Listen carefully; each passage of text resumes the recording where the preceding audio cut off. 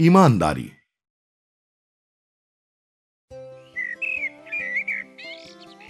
एक दिन बादशाह अकबर और बिरबल आपस में बातें कर रहे थे। बिरबल, मुझे लगता है कि हमारे राज्य में सारे लोग बहुत ईमानदार हैं। कह नहीं सकते जहांपनाह, आजकल लोग पहले जैसे ईमानदार नहीं रहे। तुम ये कैसे कह सकते हो? तो ठीक है, मैं इसे कल प्रमाणित कर दूंगा। दूसरे दिन बिरबल ने एक घोषणा की। सुनो सुनो, सभी प्रजाजनों को जहांपनाह की एक आज्ञा है कि मंदिर के सामने रखे हुए हांडे में एक शेर दूध डालना है। ये शाही फरमान है। सभी लोगों ने आकर उस हांडे में दूध डाला।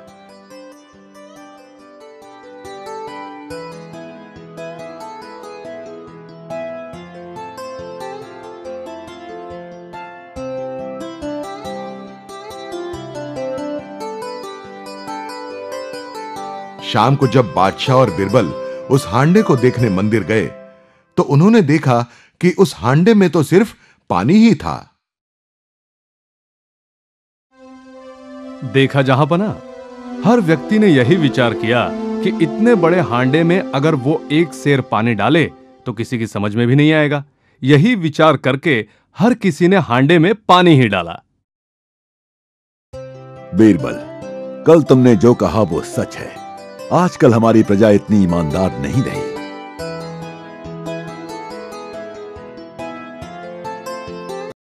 गुस्सैल घोड़ा।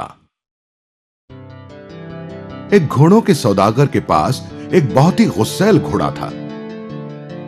एक दिन वो सौदागर उस घोड़े को बेचने के लिए करीब के गांव जा रहा था।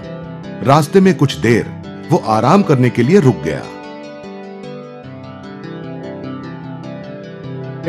तुम्हारे गधे को यहां मत बांधो, मेरा घोड़ा बहुत गुस्सैल है, वो उस गधे को मार डालेगा।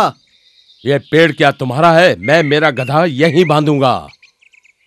उस आदमी ने जिद से गधे को उसी पेड़ से बांधा और फिर उस गुस्सैल घोड़े ने उस गधे को लात मार मार कर मार डाला। देखो, तुम्हारे घोड़े ने मेरे गधे को मार डाला। पहले मुझे दूसरा गधा ला कर दो, तभी तुम यहां से जा सकते हो। देखो, मैंने तुमसे पहले ही कहा था, फिर भी तुमने वही बांधा। अब जिम्मेदारी मेरी नहीं है। ठीक है, फिर मैं दरबार में फरियाद करूंगा। दोनों दरबार में न्याय मांगने के लिए बिरबल के पास गए। बिरबल ने ठंडे दिमाग से दोनों का कहना सुन लिया। उसके बाद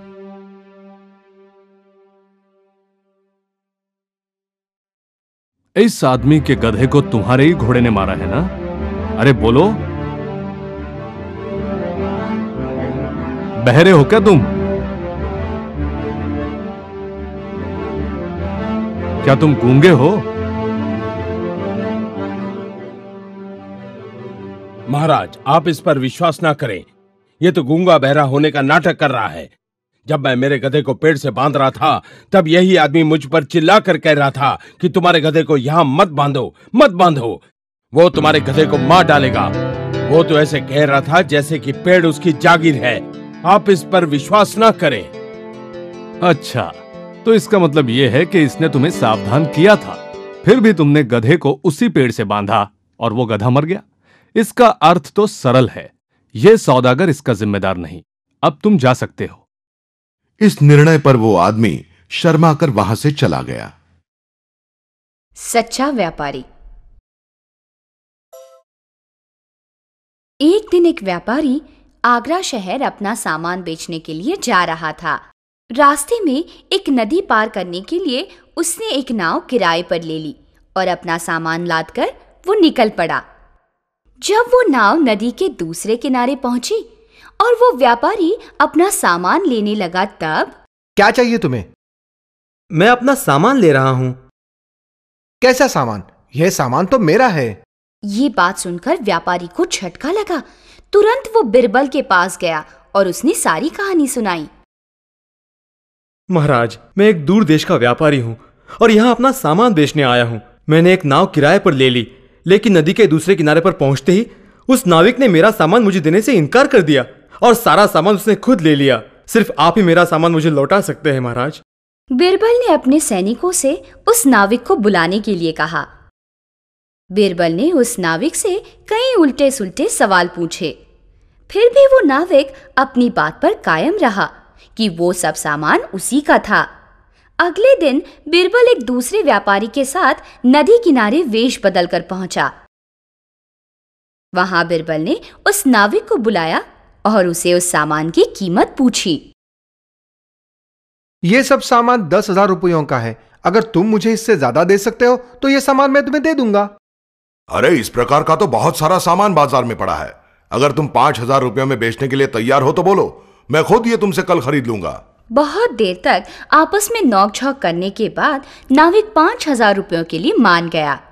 लेकिन पहले हमें सामान तो देखने दो। बिना सामान देखे हम रुपए कैसे दें?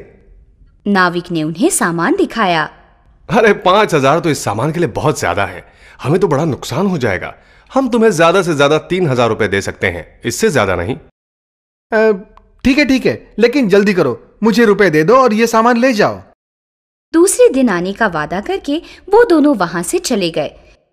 बिरबल ने उस पहले व्यापारी को बुलाया। चलो, मुझे तुम्हारे सामान की कीमत बताओ। मैं खुद ही तुम्हारा सामान खरीदना चाहता हूं। आप मुझे 15,000 रुपये दे दीजिए। अगर आप उससे 1 रुपया भी कम देंगे तो वो मेरे लिए नुकसान होगा। इससे अच्छा तो मैं अपना सामान वापस ले जाऊं। उस नाविक की तरह बिरबल ने उस व्यापारी को भी बहुत सवाल किए और सामान की कीमत कम करने की कोशिश की, लेकिन वो व्यापारी नहीं माना। अगर मैं ये सामान किसी दूसरे शहर ले जाऊं तो मुझे इसकी अच्छी कीमत मिल सकती है। अगले दिन बिरबल ने उस नाविक और उस व्यापारी को बुला लिया। उस दिन भी व्यापारी और नाविक में उस सामान को लेकर बहुत झगड़ा हुआ। बिरबल को अब गुस्सा आया। उसने उस नाविक से कहा, तुम झूठ बोल रहे हो। अगर यह सामान तुम्हारा होता तो तुम उसे इतने कम कीमत पर बेचने के लिए कभी राजी नहीं होते। चलो, अब मुझे सच बताओ। वो नाविक अब घबरा गया और उसने सत्य का स्वीकार किया। फिर भी उसे सजा दी गई और उसकी पीठ पर 30 कोड़े बरसाए गए। मातृभाषा। एक दिन अनेक भाषा जानने वाला एक भाषा पंडित बादशाह अकबर के दरबार में आया। बादशाह ने उसका स्वागत किया। हे विद्यासागर, आपसे मिलकर हमें बहुत आनंद हुआ। आप हमारे मेहमान बनकर हमारी सेवा स्वीकार कीजिए। हमारे साथ रहकर हमारा मान बढ़ाइए। पंडित ने उनका कहना मंजूर किया। जैसी आपकी आज्ञा जहांपना। पंडित जी, आपकी मातृभाषा कौन सी है? हम जानना चाहते हैं। जहांपना, संसार की सारी भाषाएं मुझे मेरी मातृभाषा जैसी ही है। अब तो बादशाह उस पंडित की मातृभाषा जानने को उत्सुक हो गए। इस बारे में उन्होंने बिरबल की सलाह मांगी। जहांपना, अगर आपको उसकी मातृभाषा जाननी है तो आज रात आपको मेरे साथ चलना होगा। आधी रात को बादशाह और बिरबल निकले। पंडित गहरी नींद में था। बिरबल ने अचानक उसे मारना शुरू किया।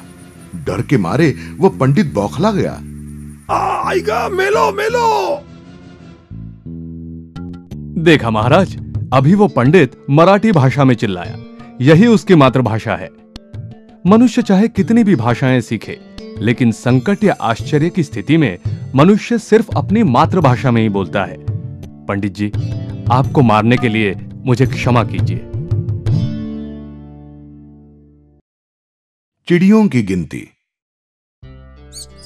एक दिन बादशाह के मन में बिरबल की परीक्षा लेने का विचार आया। बिरबल, हमारे पास नदी, नाले, पर्वत, लोग, पेड़, इन सभी की गणना है। सिर्फ अब तक चिड़ियों की गिनती नहीं हुई। चिड़ियों की गिनती का काम मैं तुम्हें सौंपता हूं। शायद बादशाह को मेरी परीक्षा लेनी है। ठीक है, हो जाने दो। जहांपना, मैं आपको कल ही बता सकता हूं। दूसरे दिन बिरबल बादशाह से मिलने दरबार गया। हाँ तो बिरबल, क्या तुमने चिड़ियों की गिनती शुरू की? गिनती हो गई जहांपना। हमारे राज्य में 4,000 चिड़ियां, 10,000 कौवे, 5,000 सारस पक्षी, 6,000 मोर और 3,450 कबूतर हैं। ठीक है, मैं ये मानने के लिए तैयार हूं, पर अगर इसमें कुछ कम ज्यादा हो गया तो तुम्हारी खैर नहीं। तैयार हो? जरूर जहांपना, पर यह गणना तो कल की थी। आज शायद कुछ पक्षी उड़कर दूसरे राज्य में गए हो, या फिर दूसरे राज्य से कुछ पक्षी यहां आए हो, या फिर कुछ पक्षी नए जन्मे या मर गए हो। इसलिए मेरी गणना में थोड़ा बहुत फर्क तो आएगा ही, परंतु अगर इस त्रुटि को ध्यान में लिया जाए तो मेरी गणना अचूक है। बीरबल, तुमने अपनी बुद्धिमत्ता फिर एक बार सिद्ध कर दी है।